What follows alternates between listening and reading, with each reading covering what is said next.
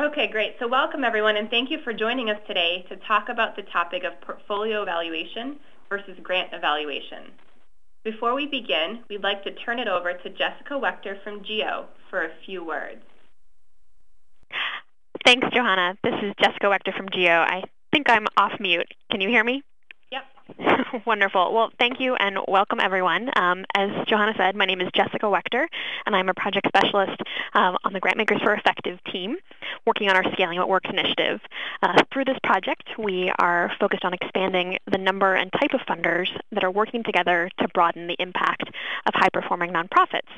And today's webinar is just one of many offerings from our Scaling What Works initiative, and I think that probably most everyone on the line today Elizabeth, Wellborn Baptist Foundation.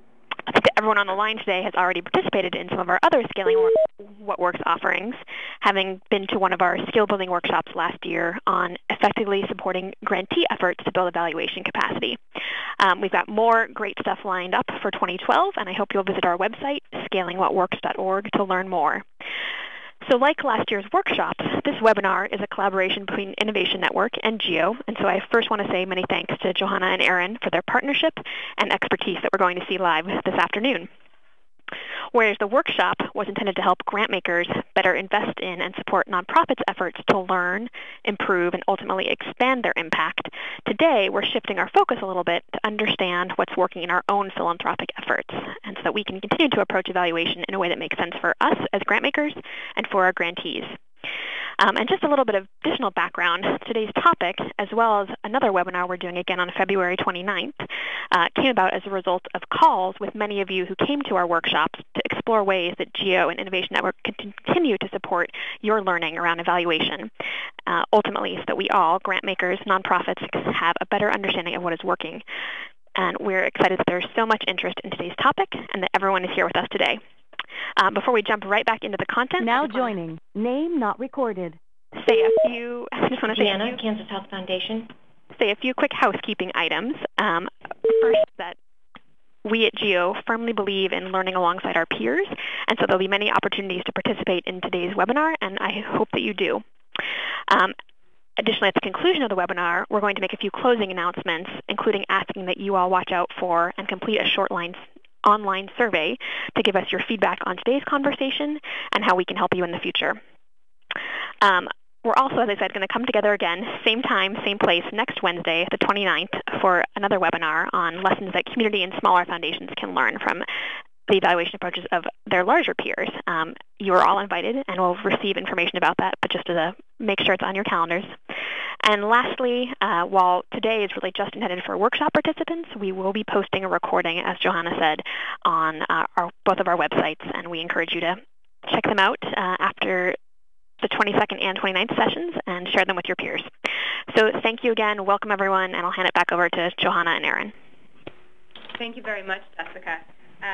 And just as a reminder for those of you who signed up for the webinar a few weeks ago, maybe a little bit fuzzy about what they're here for today, the topics we'll be discussing today include what does it mean to evaluate a grant versus portfolio of grants, and actually we'll go beyond those two levels, 4 different levels.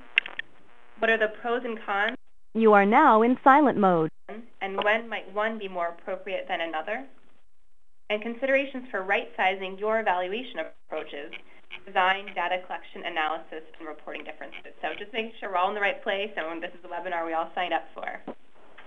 As Jessica mentioned, there were a few housekeeping items, and the first one that we'd like to point out is that currently all of the phone lines, except for ours, are on mute, and this is just to minimize the background noise. Now joining. Name not recorded. And we will periodically unmute the lines to promote discussion and when there's some time for questions. And so just for now, we'll keep them on mute to minimize the background noise and enable the presentation. To participate, we're going to use the chat box, which is in probably the upper left-hand corner of your screen. And we're going to ask you as the presentation goes along, if you have a question, to type your question into the chat box and make it visible either to us, the presenters, or to the entire group. Also, if there's a point of discussion you'd like to raise to be talked about with your peers, feel free to share that as well. The other point I think Jessica also mentioned is that the slides, the presentation handouts will be available after the presentation. So if you would like copies, you can get them at that point, and it'll be on GEO's website as well as the Innovation Network website. And if you can, have in front of you the 2 handouts that were emailed out to you a few days ago, and we'll reference those periodically throughout the presentation. So if you have them available to you, great, and if not, you'll still be more than able to follow along in the presentation. So now that we've been talking for a few minutes already, we might as well introduce ourselves so you have some idea who's here behind the computer screen. So Innovation Network is an evaluation consulting firm based in Washington, D.C. that works with nonprofit organizations and philanthropic clients. And we also provide a wealth of free evaluation resources, mostly through our website, innonet.org. And the purpose is to build the evaluation capacity of the social sector, so nonprofit organizations and foundations. 2012 is actually our organization's 20th anniversary, and we look forward to being an evaluation advocate and resource for many years to come. My name is Johanna Morariu, and I work with a variety of funder and nonprofit clients, such as the Annie Casey Foundation, the National Center and Caucus for Black Aged, and the Ford Foundation. I like to think that I am a natural-born evaluator. I'm the person at the grocery store that's calculating the unit cost for every item I purchase. It drives my husband Now crazy. joining. And I love the evaluation work I do because I get to work closely with people who are working hard to improve conditions for individuals, families, and communities. And I'll turn it over to my co-presenter, Ehren, here. And I'm Ehren Reed. Like Johanna, I'm also a lifelong evaluator. I remember when I was about 10 years old, I remember using the World Almanac to develop a ranking of the best countries to live in. It involved Now joining. Karen, you with First Things First. It involved some 20 different indicators. Norway, in case you're interested, won. Thankfully, found an outlet for that passion at Innovation Network. I've been with the firm for the past 10 years. During that time, Now joining. Anna Guarneri, William Penn Foundation. On a whole range of issues. Most recently, I've spent time on the harder to evaluate efforts that involve more complexity ideas like systems change, policy change, and public will building. And so the evaluation cycle, this first concept we're talking about here, I think that's in the upper left-hand corner of that mind map handout if you want to follow along or jot any notes. And so the evaluation cycle that we use, that's represented on this slide, is the one that we've settled on that makes the most sense in our evaluation work. And so as you can see, there are 4 stages: planning, data collection, analysis and reflection, and action and improvement. It's a pretty straightforward process. But some of the point to pull out is that we see this as being a very iterative, ongoing process where one phase of evaluation or one evaluation project builds and extends into the next phase. And so it's always an ongoing thing. It's an ongoing, mostly learning process. And in our experience and our practice, we keep moving through those stages. Once you get to the action improvement, you're not done, but it's time to roll those learnings that you've gleaned back into the next phase of planning.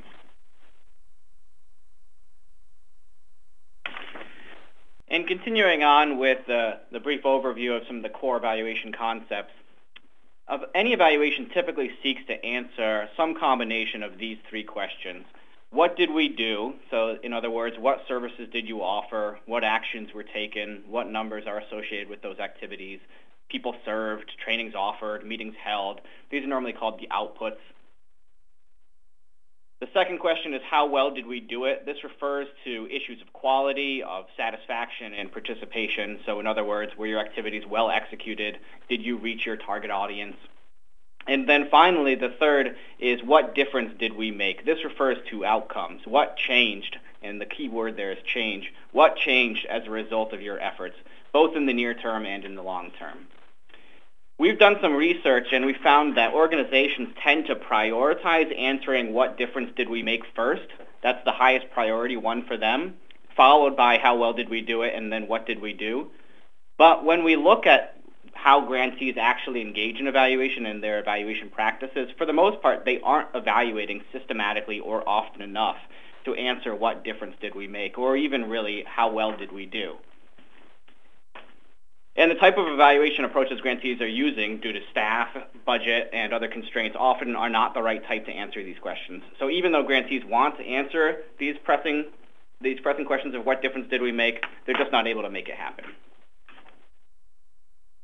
The third concept concept is that assessment can be thought of in three ways.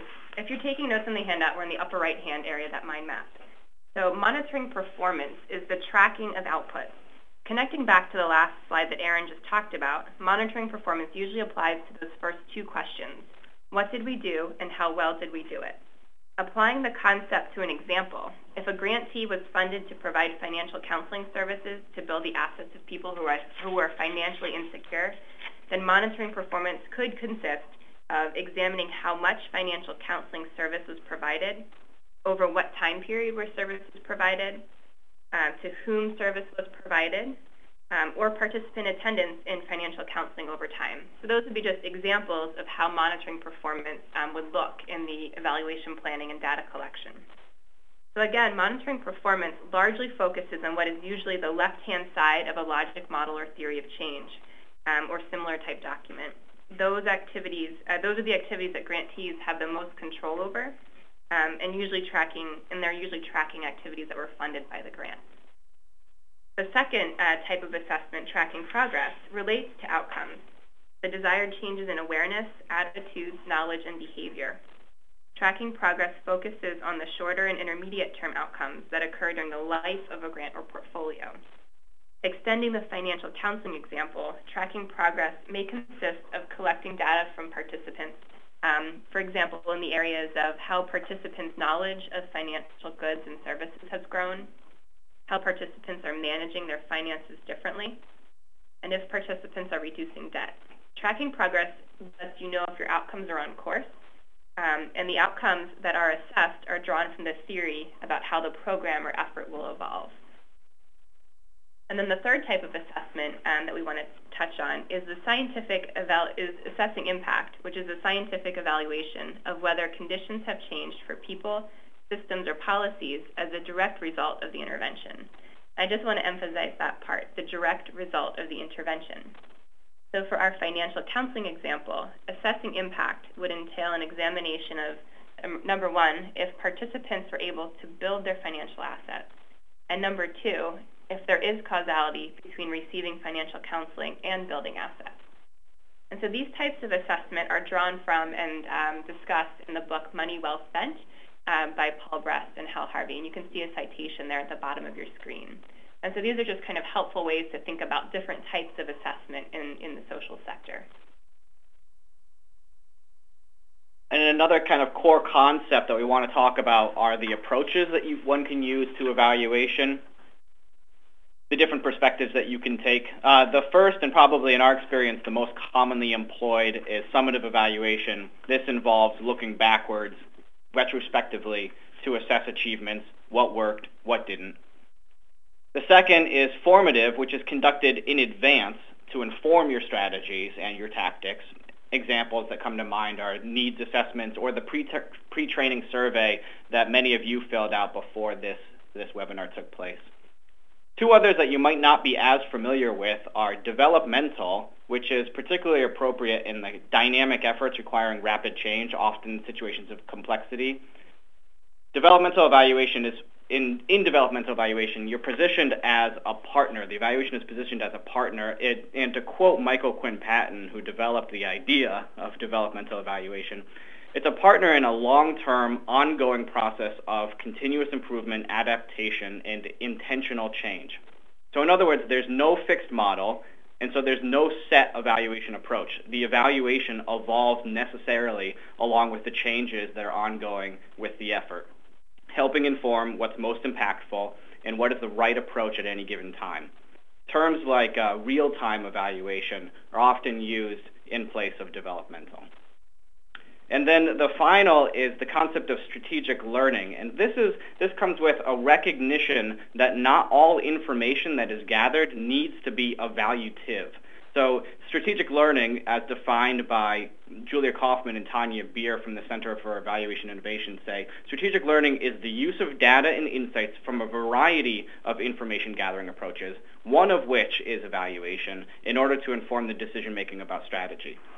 You can find out more about strategic learning on the center's website, which is evaluationinnovation.org. And similar to developmental evaluation, strategic learning explicitly recognizes the link between evaluation and strategy. We're going to talk a little bit more about that kind of balance of informative information versus evaluative information.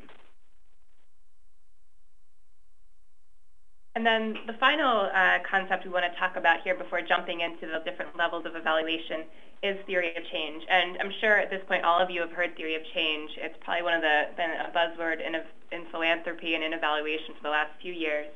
But we just wanted to touch on it briefly and lay it out. It's more of a tool than it is a concept, and we'll return to this idea of it being a tool later. So a theory of change is what connects a grant to a portfolio of grants by linking together the common goals and outcomes at the various levels of the work. And that kind of sounds like a fuzzy idea, but if you think about it, a whole bunch of grants that sit within a portfolio, the goals or the outcomes, the objectives of those individual grants kind of add up to something, and they're working together towards a common goal or purpose. And so the theory of change makes that relationship between the grants more explicit and links them together to create this overall portfolio strategy.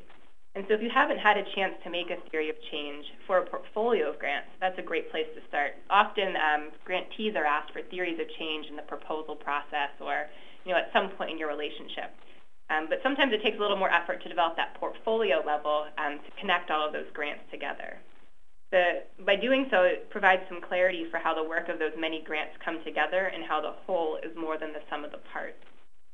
Another point to make here is that the perspective with which a theory of change is created and used is also important. Portfolio-level theories of change can and do include outcomes that are further out in time than the current grant period.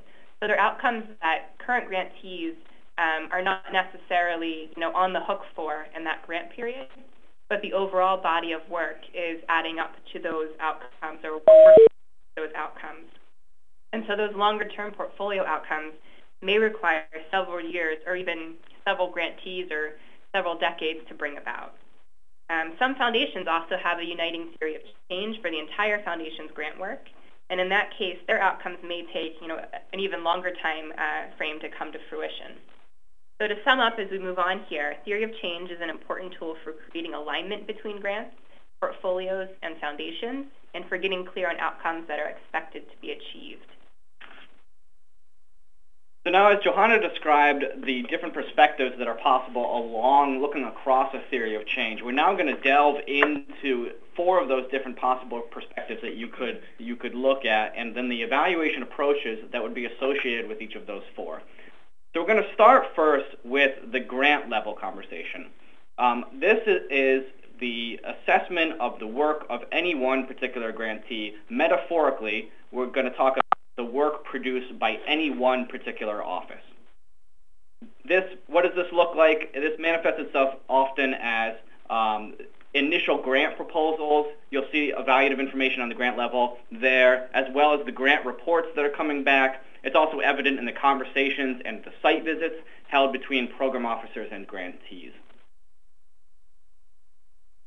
Grant level evaluation often is tackling the answering of some common questions. Where are you going, and how will you know if you have arrived? How do you plan to get there, and why do you think your plan will succeed? And how will you know if you are on course? These are the type of questions that many of you are probably asking already in your grant proposals or following up on in the final reports. Some core recommendations and guidelines to consider at the grant level would be to focus your evaluation questions, focus those 3 questions around realistic, and often this means shorter-term outcomes.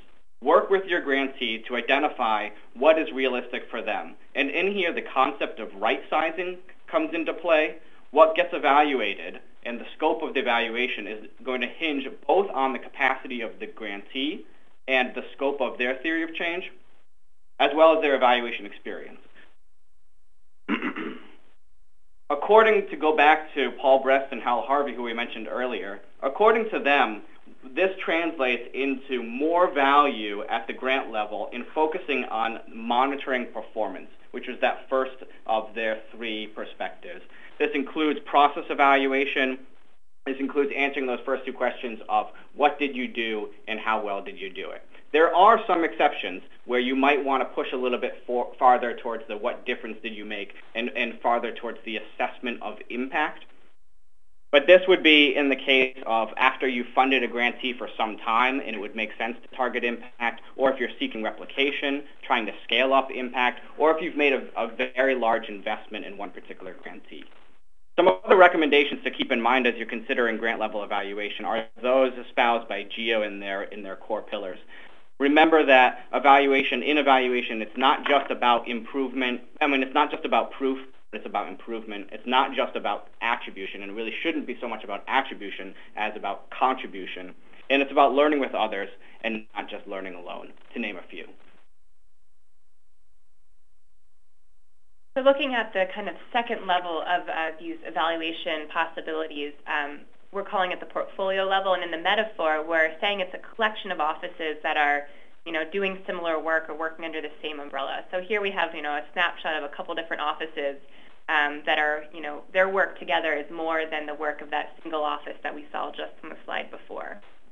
And so portfolio evaluation, like you've probably figured out at this point, is the assessment of a group of related grants. And often there's a theory of change, as we mentioned earlier, that explains how the work of the separate grants come together to create portfolio-level outcomes, outcomes that are beyond and greater than the work of one grant or grantee.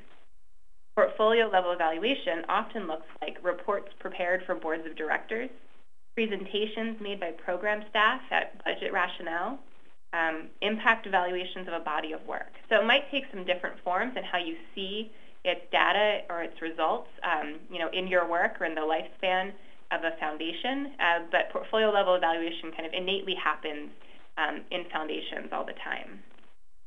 Portfolio evaluation, like each of the 4 levels that we're going to talk about today, follows the evaluation cycle that we discussed earlier. It also may draw on Paul Brest and Hal Harvey's 3 types of assessment. At the portfolio level, it's usually appropriate to monitor performance, that first level of looking at outputs, kind of rolling up what's been done as a result of that portfolio of grants. Also to track progress, to understand how grantees individually and collectively are making progress towards the portfolio's goals, as well as assessing impact, especially when it's a strategic body of work that really hangs together. And if it's been funded for a few years, it's very likely that you can try to do some impact evaluation. For portfolio level evaluation, like I was just saying, timing's important if you're trying to especially track some longer term progress or assess impact. That if it's the first year or 2 of a portfolio, if it's a new body of work, it's going to be hard to see those longer term outcomes coming out of the work. You want to identify them because you want to know what those links may be in your chain towards your long-term goals, but you might not necessarily start evaluating them or assessing them out of the gate. You might need to wait a little bit of time to let the work come to maturity. Riskiness is also a concept that comes into play at the portfolio level. As grant makers know, not all grants are going to be successful. Not all of the work funded comes to fruition, maybe even more so the case in some complex situations like policy advocacy or systems change work. And so in portfolio level evaluations, there's also a question of, is it the right time to evaluate based on that riskiness factor? So if there have been maybe more failures than anticipated within the portfolio or more external challenges to the work, it may not be the right time to be looking maybe for impact evaluation, but it may be a better time to understand, the work that is being produced or tracking progress or, doing some learning about that work. And like Ehren mentioned a little bit ago, that contribution-attribution discussion comes into play here as well. Often, I'm sure you all have the experience that, funders that are funding similar things, you see each other at affinity group meetings. It's very rare that you're the only funder that's funding an issue that's contained within a portfolio. Often you share grantees, not only just issues. So when you're trying to do portfolio level evaluation, and especially at that impact level when you're trying to claim some success that is brought about by your foundation, it can get really sticky because it's rare that you're that sole funder that can claim that success. But nonetheless, it's a concept to consider. Also, there's that nonlinear nature of the work.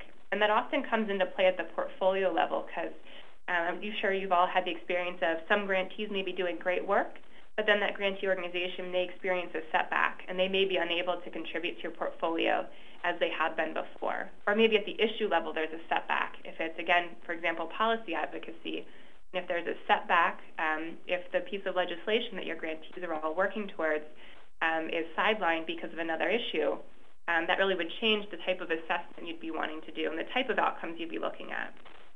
And so one example that we pulled out on the handout that you can all see that we thought was a great example of a portfolio level assessment was the examination of the David and Lucille Packard Foundation's Organizational Effectiveness Gold Mine Project. And TCC Group did that evaluation and wrote a great report sharing some of those learnings across that body of work. So we think that's a great example of what portfolio level evaluation can look like. So think about the dashboard in your car. Most of that data, how much gas you have left, what speed you're traveling at, the temperature of the engine, says little about how well you are driving the car, of how good of a driver you are. Rather, the information is meant to inform good driving, not to assess good driving. In the same vein, additive information used in foundation dashboards likely won't speak to your outcomes, the progress that you're making or the impact that you're having, but instead will be that type of information that we described as monitoring performance, answering those questions of what did you do and how well did you do it. I kind of feel like we're on Google Earth where we just keep zooming out further and further. So looking at the fourth level we're going to talk about here today, level 404, is the issue level. And this is really looking at the macro level. It's about understanding how issues, for example, healthcare, how issues are evolving over time. And a common evaluation tool for issue level evaluation is research, conducting research into particular issues. At the issue level, assessment and research, it's no longer additive. It's not about knowing necessarily success. It's more about understanding the status of an issue or of a field. And so a great example of what issue level research is would be if you take a look at RWJ, Robert Wood Johnson Foundation's, their health research publications. They publish on a variety of topics, and it's often about the status of a particular healthcare issue or a health issue. And so they want to understand where these issues are at in their development or in their challenge, to then better understand what is the appropriate strategy or grant-making response to help ameliorate those problems. And so thinking about your work as a foundation staff person, program officers or foundations often commission issue-level research so they can benchmark the current status of an issue to understand what a problem looks like today. And then that information can be used to inform strategy development. So if you're looking, for example, to develop a new body of work or a new portfolio of grants, the first step may be to commission one or more different research projects into what that issue area looks like. Who are the players? What are they currently doing? What are the complexities? What really are the component parts of whatever that issue or challenge is? So you understand better the lay of the land for then when you go to do your grant-making work. And this is a great example to illustrate that geo pillar of learning together. This is an area where we often see funders, multiple organizations coming together and co-funding to do some good issue-level research. So often like-minded funders, for example, if they're interested in similar environmental issues, like protecting oceans, they might spend, a few different grant makers might spend some money together to commission one or more than one organization to do research to help inform perhaps their next round of policy advocacy on oceans. So there are a lot of ways that this can play out in grant making. We kind of think it's maybe a not often enough used tool, and that this issue level research can be very informative and kind of tie back to that strategic learning frame of helping to evolve and make stronger strategy decisions as portfolios or as pieces of work evolve.